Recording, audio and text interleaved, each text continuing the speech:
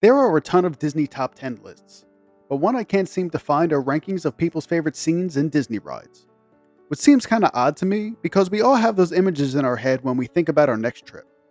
Whether it be the ballroom scene in the Haunted Mansion or the drop in Pirates of the Caribbean, we all have our clips in our mental Rolodex.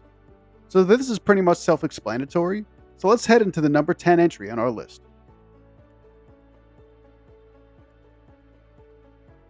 At number 10, we have everyone's favorite disappointment in Fantasyland. If you're willing to wait 2 hours for a 90-second experience, this is the ride for you. But even I can't deny the mine scene in the Seven Dwarfs Mine Train. Right off the bat, we're overwhelmed with different colors emanating from the gems. And seeing how each character interacts with the scene is enough to make any hardened Disney fan smile. Couple that with Hi Ho playing in the background, it's enough to transport me back to sitting on the couch watching this on VHS when I was a kid. I just wish there was more to this ride than the 45 seconds of actual Imagineering we got, but insert any joke you may be thinking in the comments. Going forward, you'll need to know two things about me. I love scenes with water, and when Disney makes inside scenes look like they're outside. And Spaceship Earth's moon landing fits the latter description. Looking over the family's shoulder as I watch television, you could see a fake cityscape through their patio door. Off screen to the right, there are little shrubs that make me love the scene even more for whatever reason. But the highlight to the scene is something you probably missed right at the beginning. It's the game of Mousetrap behind the couch on the shag carpet.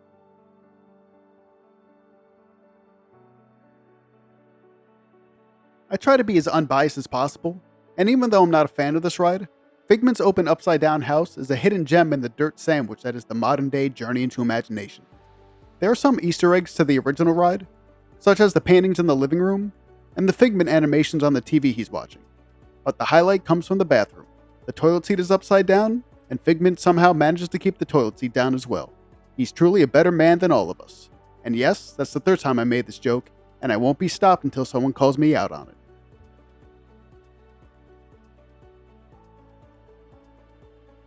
There are few things in this world that bring me more joy than Epcot and aquariums. So when you combine the two, I can't think of a better way to spend an afternoon. If this was a post-show list, I'd include the full aquarium at the end of this ride, which would probably make this higher as well. But for now, we'll smile and wave at the fish as they go by and settle for this only being number 7.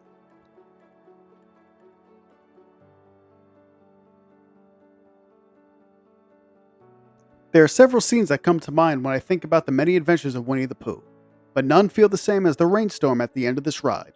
Literally. I don't know whether it's just my imagination, but the air feels thick and wet, and the lights dotted around the scene look like little puddles for me.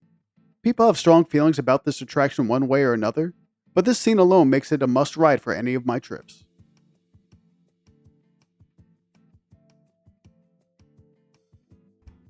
It's rare that a roller coaster has enough time to make an impact with its scenery, but the Salt Flats is an underrated sight in Disney. How could you go wrong with dinosaur bones sticking out of rocks and a small salt lake to cap off a classic Disney coaster?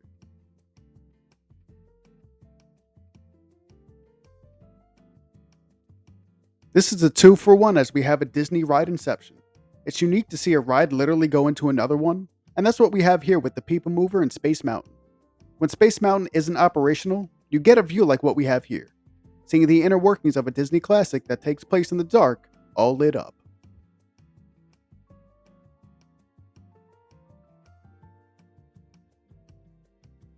I normally hate attractions with long wait times and short ride durations, but Peter Pan's flight is an exception.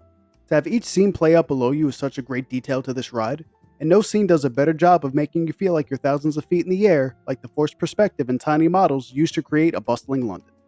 It's amazing to see how the little lights are reminiscent of cars passing, and the dark blue glow of the waters are a great touch to a masterfully made scene.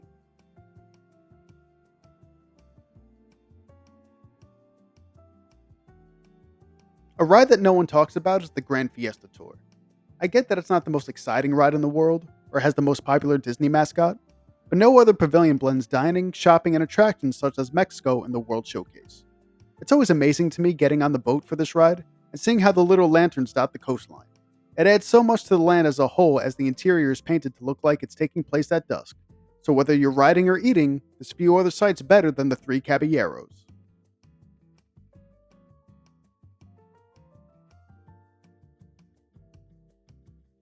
I know my last two entries may be considered a little Disney hipsterish, but like I told you from the Spaceship Earth entry, making interiors look like they take place outside and adding water will automatically make them one of my favorites.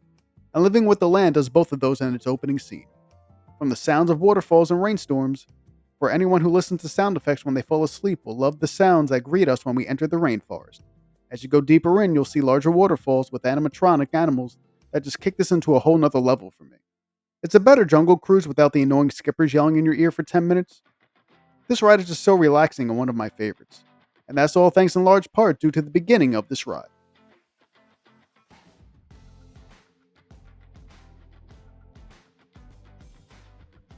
But that'll do it for this list. If you made it this far, I really can't thank you enough for hearing me yammer on about my opinions for minutes on end. This is a rehashing of my first short series I ever made, so I wanted to see if you guys would be interested in some of my top 10 lists going forward. I have a few other ideas I'll be releasing in the weeks to come, so leave me a comment with what you'd like to see more of. But that'll do it for this episode, so drop a like if you enjoyed this, subscribe if I earned it, and as always, thank you so very much for watching.